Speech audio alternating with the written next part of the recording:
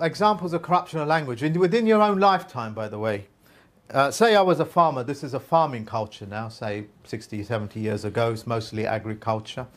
I get married to this beautiful lady here, and she becomes my wife. And I'm her husband. Anybody give me an idea what husband is? What that means? So you shepherd things around, or manages or something?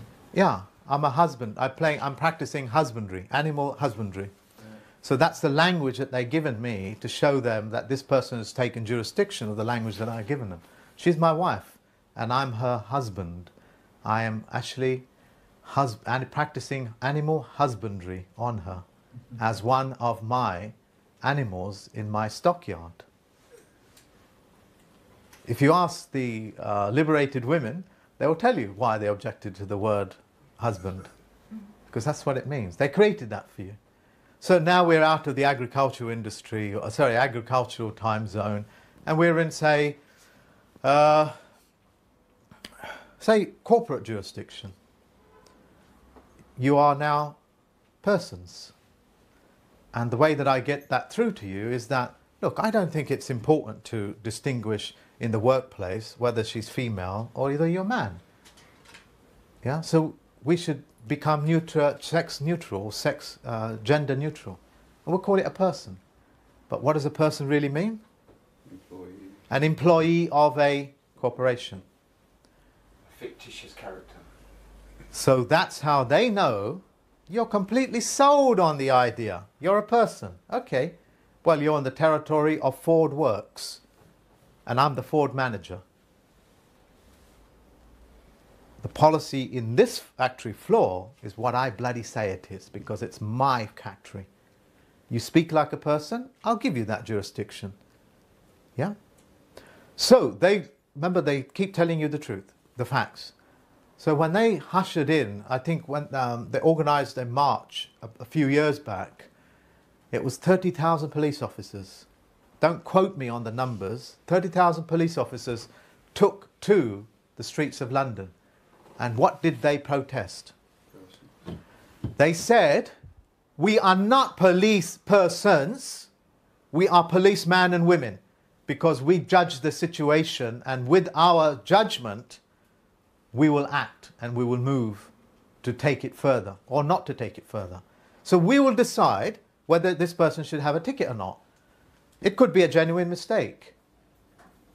But if you say I am a police person, I'm there to force the laws of a factory floor, of a corporation. And what do they do now? Policy enforcers. They're policy enforcers. Yeah? Law enforcement. Law enforcement. Not men and women using their own vocation, their own thought processes to find out what the Mr. Cameraman is up to. What this lady is up to. Why does she want to give me my name, her name? Well, she doesn't really have to. She doesn't want to make contact with me. Well, that's perfectly fine. Let's check her car out anyway. It looks roadworthy. Okay, missus, I think you're on your way to go. But now, since you live in a corporation land, this land belongs to a corporation, that's why you pay council tax. Yeah? That's your duty, the duties that they put on you, because you signed it away with the anti-terrorist legislation. You got a corporation to protect you as a man or a woman. They have the right to put a duty on you. And as every judge would point out to you, for every right, there is a duty. Pay your duty. You signed away your right. You live in the corporation of Britain, and the law enforcement officers are the enforcement officers of the corporation policy. If they decided you are illegal, you are illegal. Because that's the factory law policies. But if I'm a guest in that factory floor, walking through postal roads, using postal systems, you have to respect me for what I am. Yeah? So when they invite you to court, what you guys going to do now? Treat it as an invitation if you want, or keep it within the contract vessel, the document court.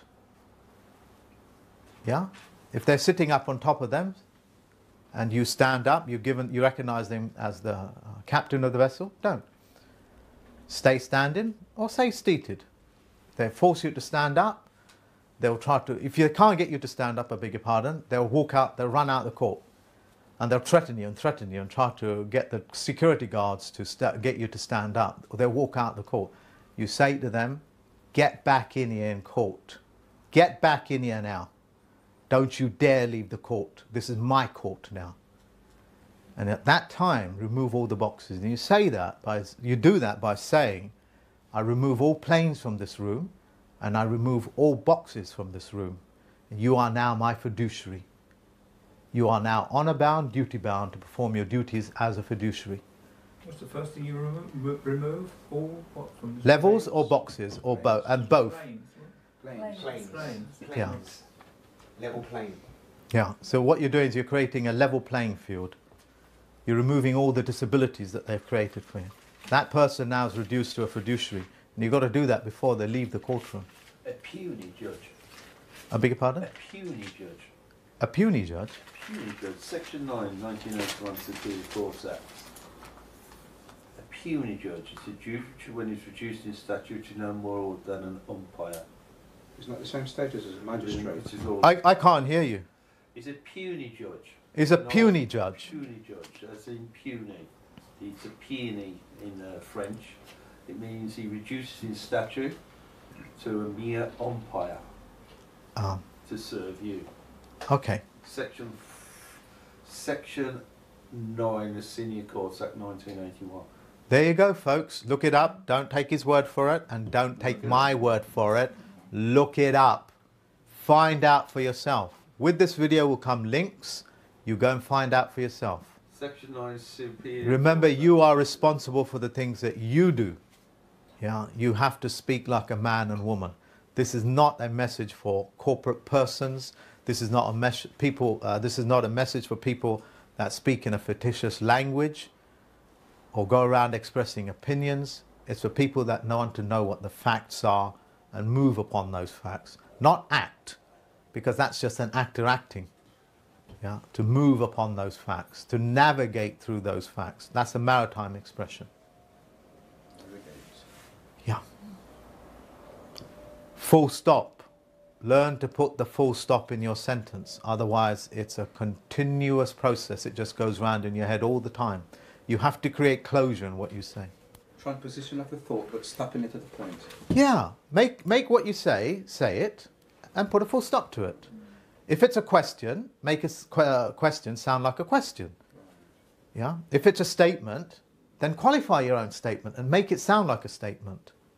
But what you can't do is what they do, which is to make accusations, in other words, make statements that sound like questions, and then put you in the impossible situation of getting you to defend yourself. Look at him, bloody northerner, wears glasses, sucks on his pen, sucks on a piece of long tube that's got a death warning on it. Is he going to get any respect from me? I went to the lengths to put on the box. It's going to kill you. They're called death sticks. I'm quoting Star Wars, of course. Death sticks. He smokes them. I've done everything I can to give this man as much power and dignity as possible. He's ignored me. Yeah? But if he starts speaking to me as a man that's in control of his own thoughts, he'll take jurisdiction over me. Have you noticed when you're in court, when they say something to you, people quite often sit back? That happens when you're taking punches. Judges are trained to see that. Yeah? I lean forward to the question. I lend myself to the question. That's because I know a little bit of boxing. Yeah. You move into your punches. You don't move away. Yeah. So when you start doing things like that, when you really move into them, then they get frightened. They don't like reverse psychology on them. I always sit like this. If I'm in court, I sit back, and if I look at them, I do have my glasses to them, and I hate that. I hate it. Dip your glasses and look at them, as if to say you press. Yeah. That's the way they look at you, isn't it, really? Over the glasses. Just give me a ring, talk to me, and if I think I'm okay with you guys, I'll let you know. Okay? Let me take some random questions now. when you receive a document, or when a solicitor or anybody else or any authority as such writes a document, they tend to leave out the punctuation. Is that for purposes of ambiguity and so they can't be pinned down? Yeah, that's right. A dangling passable verb is what you call it. So they can't be pinned down. They will also mix numbers. They will also mix serial numbers, case numbers. So there is no what do you call it? No, let me finish my own train of thought. With any order of custody is the word, custody, because if I give him a piece of paper to take it to you, then take it to you, it has to have that custody. So he puts his autograph on that piece of paper, she puts her autograph on a piece of paper, you put her autograph, and it comes back to him saying, wow, that's the chain of custody. To break that link, they won't give you the same serial number, because then there is a trail of evidence. So the mixed serial number. That's right, yeah. And they write different letters. Like if you make an accusation at a solicitor or a court, they write back to you saying, we've taken your complaint into consideration. It wasn't a complaint.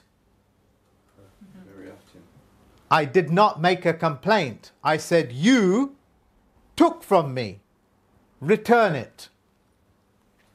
You write back to me and say, I will look at your complaint. What they're doing is they're reducing their plea bargaining with you.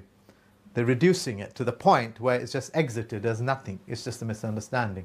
So imagine, actually let's make him the chief of Birmingham. I'm the conqueror. He's not actually a chief, he's actually a king. But as soon as I go into his country, I reduce him down to a chief. And then I reduce him down to the chief of that little small village.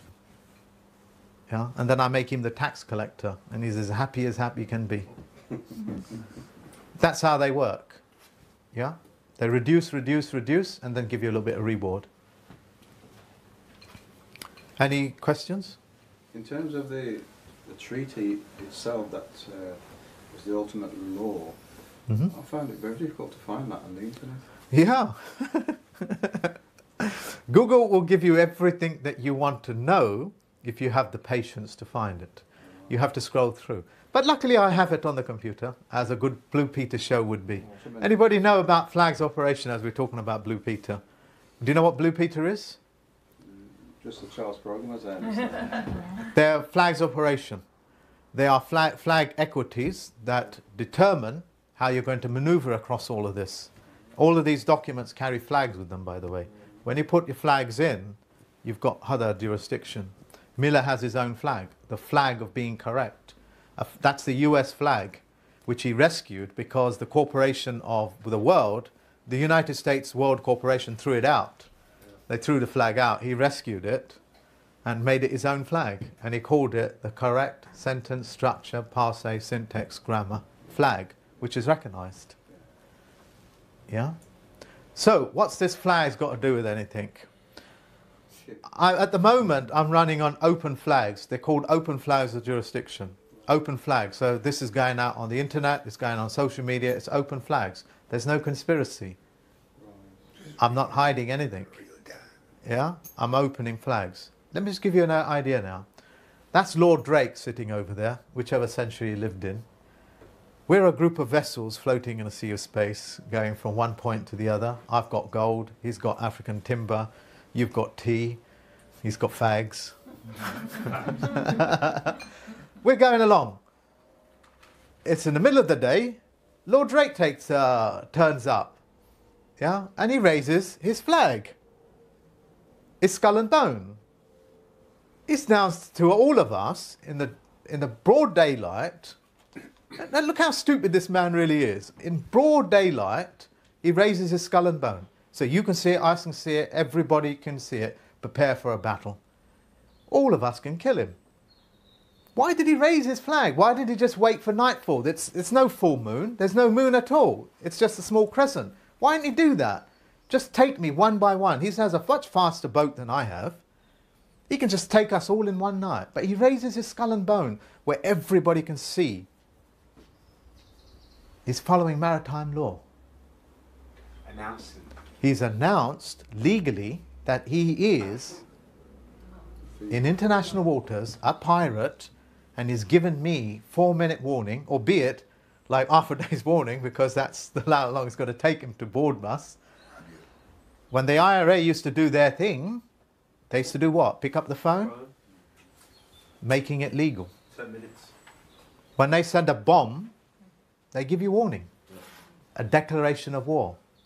What idiot would declare that I'm coming? The whole point of being stealth is that you are stealth. That's the art of warning. Yeah. Yeah. He's being honourable. Yeah. So I can't prosecute him. I can't come after him.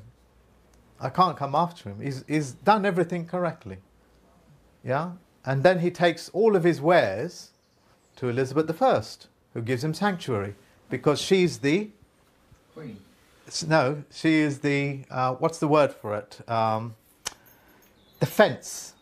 The fence. She is the fence for the gold, the silver, the bullions that were coming out of the Aztecs and the Mayans from the Spanish ships, because he used to attack that. And he used to prop up her empire. And you as a Spanish ambassador would come before the Queen and make a complaint. Well, everything is done legal, go away. There's no case to answer. Do you get what I'm saying? Yeah. They're playing the most dirtiest tricks on you, in front of you, without actually telling you. When your conscious mind is aware of this, you can now access your subconscious, because it knows it's being lied to. It won't stand down anymore. There's no way that I can bully this little lady. She'll hit me back real hard. No way, now that she knows that. There's no way that I can make false claims against him, now that he knows federal law, how to prepare documents, how to bind documents, how to notarize it, how to keep the claim within the courtroom of the document, how to reduce a judge, an opinionator, to a fiduciary. What was the word again, by the way? Puny. Puny. How would you spell that? Yeah, I knew you was going to ask that. Or anybody, any takers here? Phonetically even, just to help our viewers out. P-U-N-Y is English, but peony is P-E-U-N-I-E-Y. E-A, something like punia. It's a funny smelling. It's a French word, I think.